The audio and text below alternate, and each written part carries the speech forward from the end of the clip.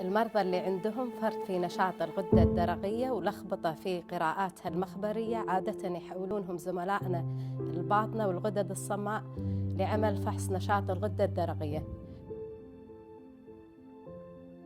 شنو هو فحص نشاط الغدة الدرقية؟ هو فحص يتم فيه قياس وتصوير الغدة الدرقية لحساب فرط النشاط فيها.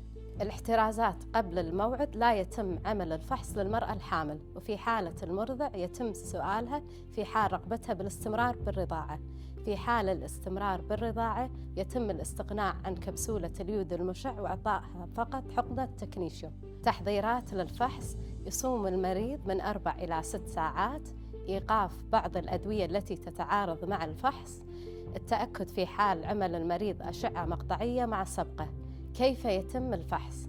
يتم الفحص بحضور المريض يومين متتاليين للقسم. في اليوم الأول يأخذ المريض كبسولة اليود المشع، وبعد أخذ الكبسولة من 3 إلى 4 ساعات يتم قياس فرط نشاط الغدة. بعد 24 ساعة يتم أخذ هذه القراءات مجدداً، ومن بعدها ينحقن المريض بالتكنيشيوم لتصوير الغدة الدرقية.